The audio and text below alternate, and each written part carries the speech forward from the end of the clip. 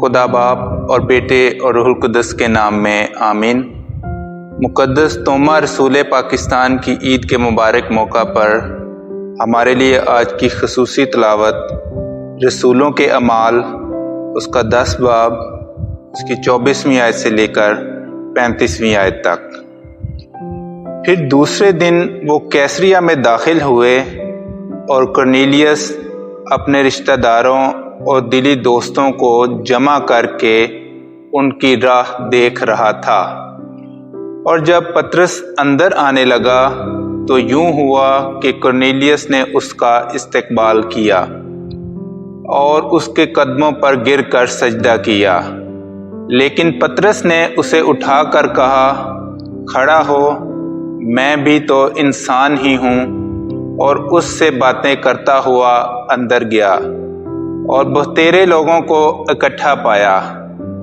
تب اس نے ان سے کہا، تم جانتے ہو کہ کسی یہودی کو غیر سے صحبت رکھنا یا اس کے ہاں جانا کیسا مکروہ امر ہے، مگر خدا نے مجھ پر ظاہر کیا ہے کہ میں کسی آدمی کو نجس یا ناپاک نہ کہوں۔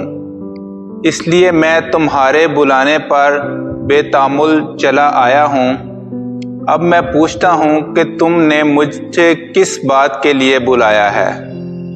کرنیلیس نے کہا کہ اس وقت پورے 4 روز ہوئے کہ میں نویں گھڑی کے قریب گھر میں دعا کر رہا تھا، اور دیکھو ایک شخص چمکدار پوشاک پہنے ہوئے میرے سامنے آ کھڑا ہوا اور کہا، اے کرنیلیس، تیری دعائیں سنی گئی ہیں اور تیرے صدقات خدا کے حضور یاد ہوئے ہیں۔ پس یافا میں کسی کو بھیج کر شمعون جو پطرس کہلاتا ہے یہاں بلا، وہ سمندر کے کنارے شمعون دباغ کے گھر میں مہمان ہے۔ سو اسی دم میں نے آدمی بھیجے، تو نے خوب کیا کہ آ گیا ہے۔ اب ہم سب خدا کے حضور حاضر ہیں تاکہ وہ سب کچھ سنیں جس کا خداوند نے تجھے حکم دیا ہے۔